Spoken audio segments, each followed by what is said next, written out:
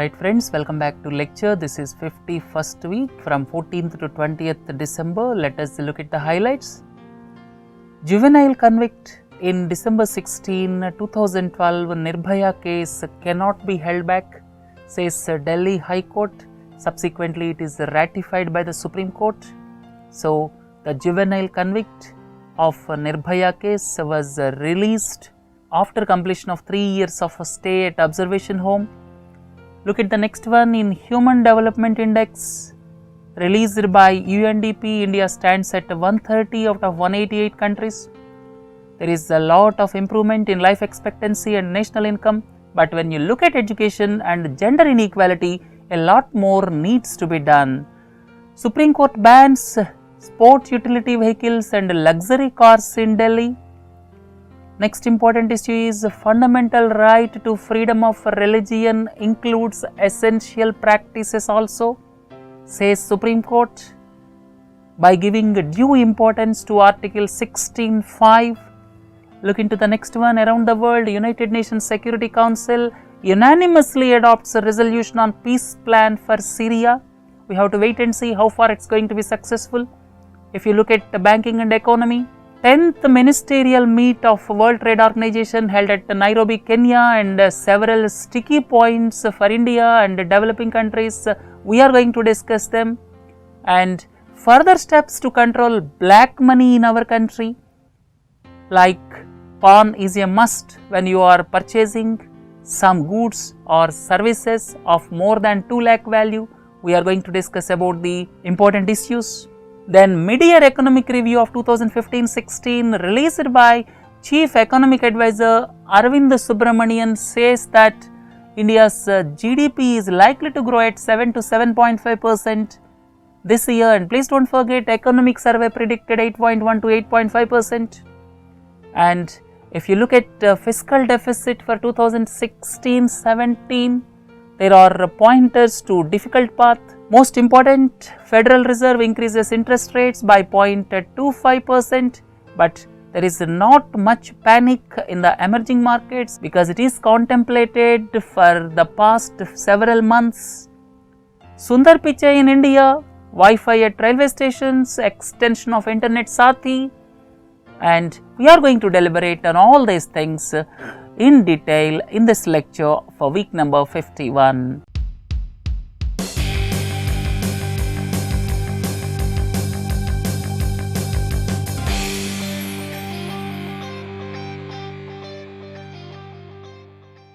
Look at the first and the foremost event. Juvenile convict in December 16, 2012 Nirbhaya case cannot be held back, says Delhi High Court.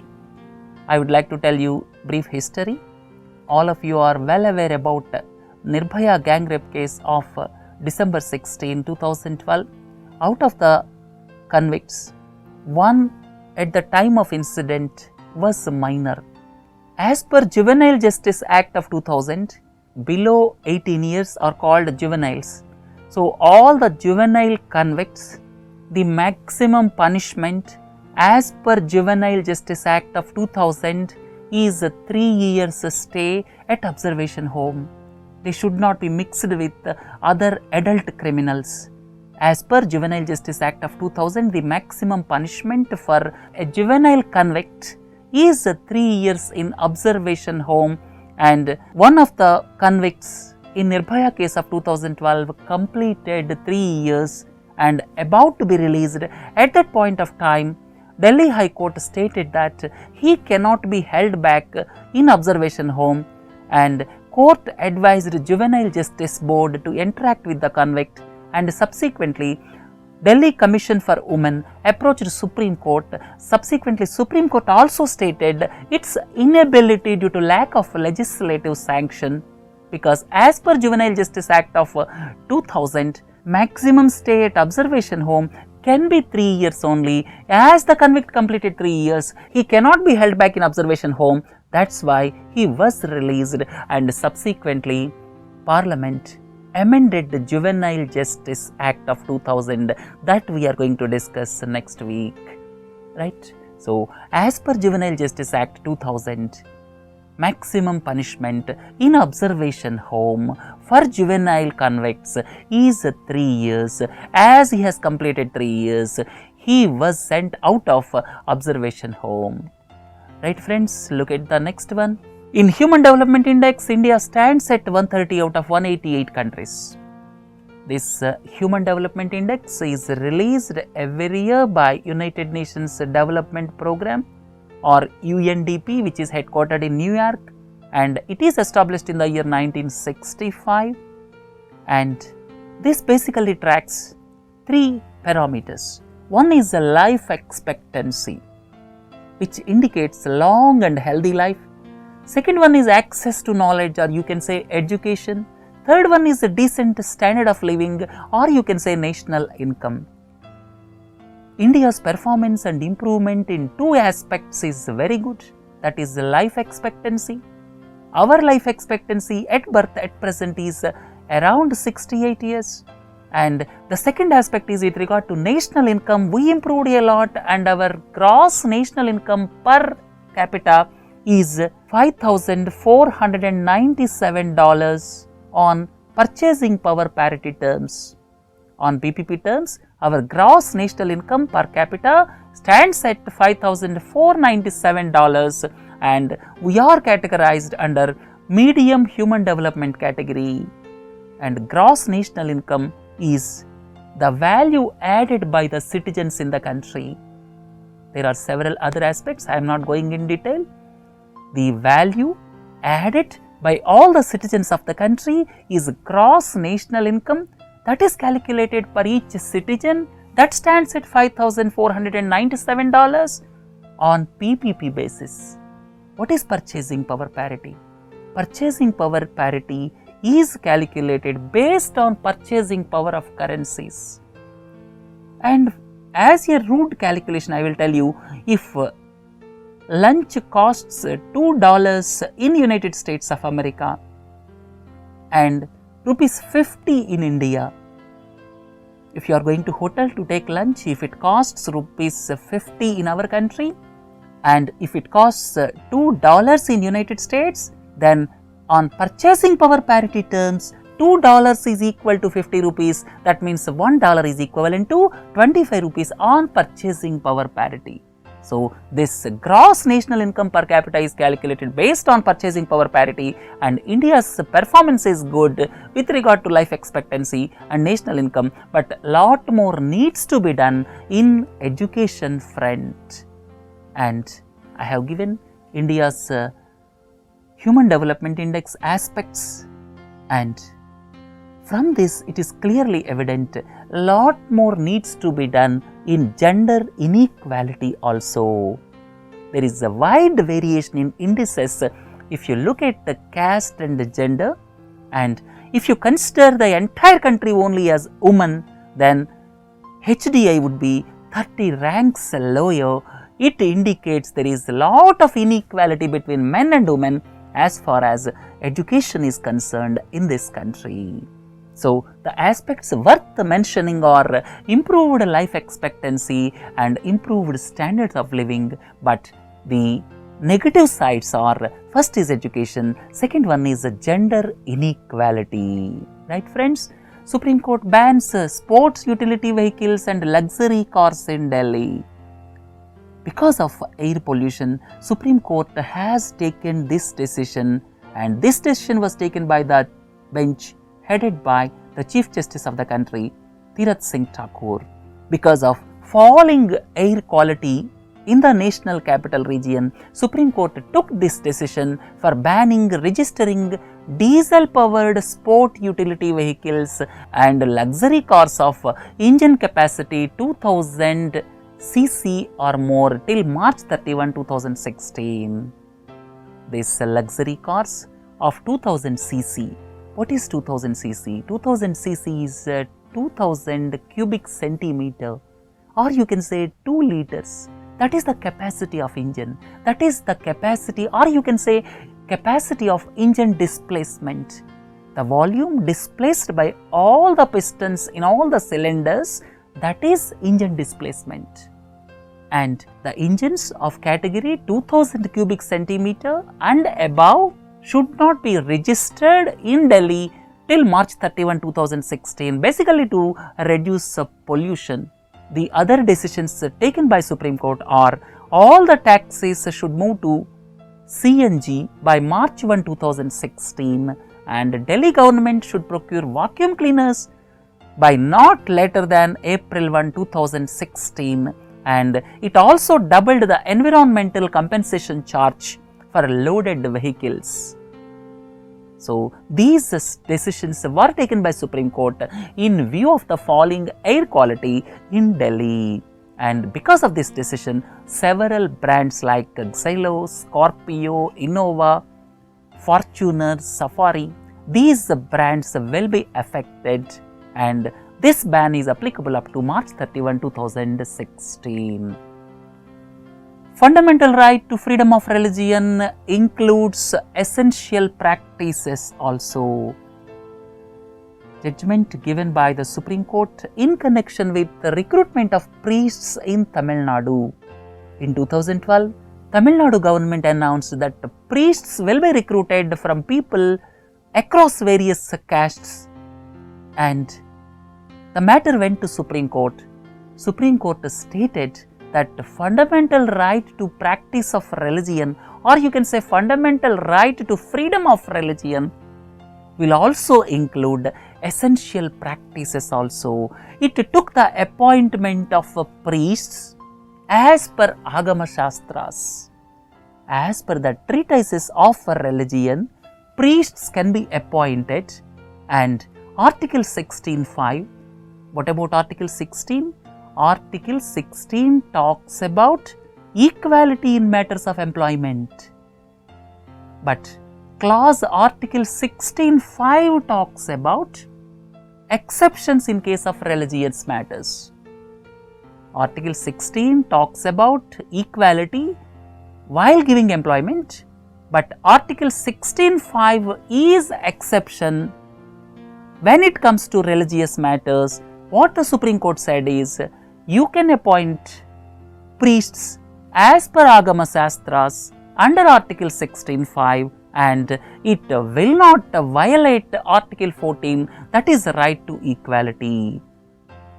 Equality before law is Article 14, that means all the citizens are equal before law, but Article 16(5) gives exemption for religions in case of appointments. So, Article 16(5) can be invoked, and invoking Article 16(5) will not violate Article 14. That is what stated by the Supreme Court in the case of Tamil Nadu with regard to the appointment of priests.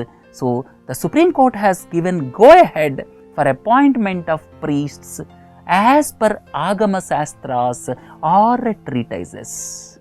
Right friends, look into the next one.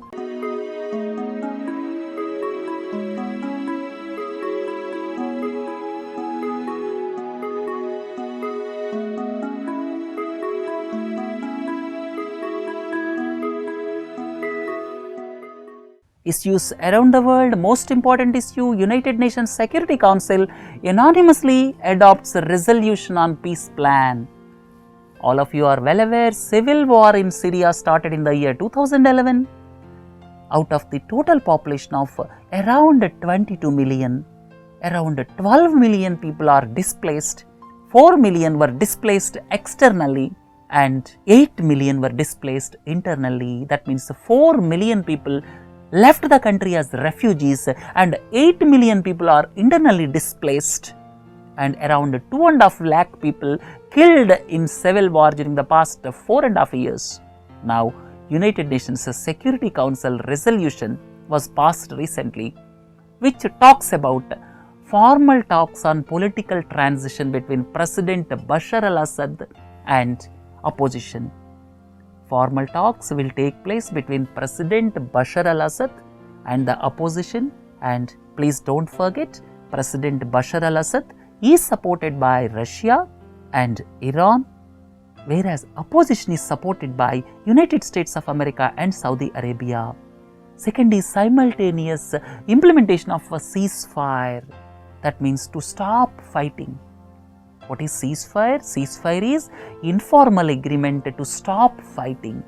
Third one is action against terrorist groups like ISIS should continue. But here the fundamental point is, which group is categorized as terrorist group? There are several groups working in Syria supported by various countries, and there is a lot of disagreement with regard to branding a group as a terrorist group. So this is the most critical point. If you look at the fourth one, establishment of credible, inclusive and non-sectarian governance with the inclusion of all the stakeholders in Syria in 6 months. Last one is free and fair elections to be held in Syria under United Nations supervision in 18 months. So here the pertinent points are whether Bashar al-Assad will agree to this plan. Second one is there is no agreement with regard to the terrorist groups. Who should be called terrorists? Who should be really fighting for the people? So there is no dividing line. So this is another point which may come as stumbling block in the negotiations. Right? Look into the next one, banking and economy.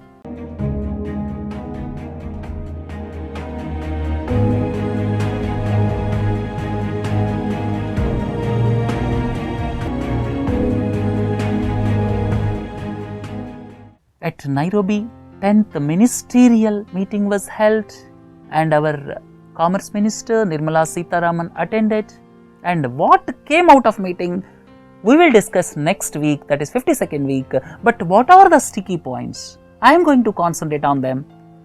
This World Trade Organization basically established with a view to reduce trade barriers and to increase global trade. The basic aim is reducing trade barriers and increasing global trade. Now, this 10th ministerial meeting was held at Nairobi, Kenya, and there are 3 sticky points. First and the foremost is developed countries want closure of Doha Development Agenda. Doha Development Agenda talks about reducing subsidies in agriculture. And even after 14 years, there is no perfect agreement among the stakeholders, and developed countries wants to bury that altogether. The second point is special safeguard mechanism. Basically, special safeguard mechanism is for the developing countries to protect farmers against cheap imports from developed countries. And this mechanism is to be continued as developing countries are to be protected against import surges. There should be permanent protection for public distribution system, that means food subsidies should have permanent solution under WTO framework. The third important point is developed countries wants to push new issues in investment, competition policy or environment. As I have already told you, the first point and second point, developed countries are not talking about these points and they want to push their agenda in investment, competition policy or environment, where developing countries are objecting to it. Under these circumstances, this 10th ministerial conference was held, and what happened we will discuss in the lecture part next week. Look into the next one, further steps to control black money. Before going into the steps for controlling black money domestically, let us analyze the steps taken by the government during the past 1 year on external front. All of you are well aware, Black Money Act was brought for imposing penalty for undisclosed income abroad. And second important point is India is a signatory to Multilateral Competent Authority Agreement that facilitates automatic exchange of information from the year probably 2017. Third one is India signed FATCA with United States of America. FATCA is Foreign Account Tax Compliance Act. India signed this with the United States of America. It facilitates exchange of tax related information. So these things were done in external front. And at the same time, government is taking steps internally, that means within the country, to curb black money. For that, recently government taken certain steps and they are to be implemented from January 1, 2016. Basically, making permanent account number issued by Income Tax Department mandatory for several types of transactions. Once the transaction exceeds a certain limit, it is mandatory to quote a permanent account number issued by Income Tax Department. Most important point is, it is mandatory to quote a PAN number for all transactions in excess of rupees 2 lakhs for purchase of all types of goods or services. For immovable property, the limit of quoting PAN was enhanced to rupees 10 lakh in case of hotel, restaurant bills paid at one time, and for bills on account of overseas travel. Now, if the value exceeds rupees 50,000, you have to quote PAN number. For sale or purchase of shares in unlisted companies, you have to quote PAN if the value exceeds rupees 1 lakh. And for opening Pradhan Mantri Jan Dhan Yojana bank account, PAN number is not required, but for all bank accounts, PAN is mandatory except Pradhan Mantri Jan Dhan Yojana bank accounts. And for opening all demat accounts, PAN is made mandatory. So these are the instructions given recently and they will be enforced from January 1, 2016, basically to curb black money, right? So look into the next one. Mid-year Economic Review 2015-16 puts the GDP at 7 to 7.5%.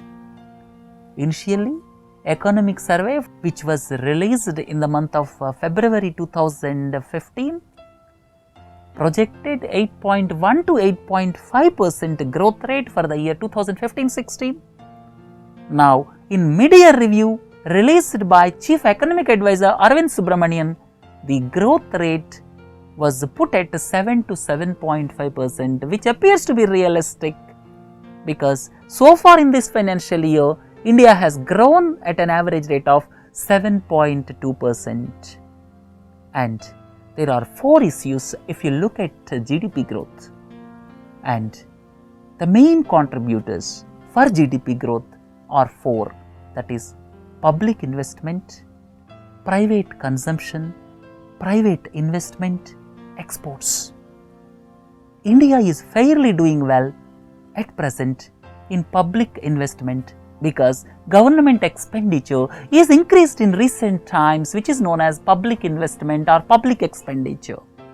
Second one is private consumption. Because of our population base, private consumption is also quite satisfactory, but the 2 important points where government need to have a look or private investment. Private investment by various companies is not up to the mark. The credit offtake from the banking system is not up to the mark. This is the real worrying point for GDP in our country. The second important point is exports are falling. During the current financial year, that means from April up to November, exports have fallen by around 17%.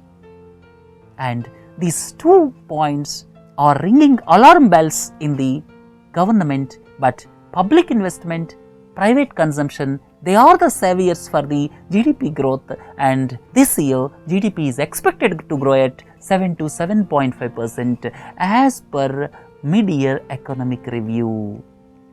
Look into the next one. If you look at the fiscal deficit for 2016-17, there are 3 aspects where government has to consider, because in the budget 2015-16, government stated that the fiscal deficit will be contained at 3.9% during this year and 3.5% during 2016-17. But to control fiscal deficit at 3.5% of GDP for 2016-17, what are the difficult points we are going to discuss? First and the fundamental point is, almost all the states are now implementing National Food Security Act.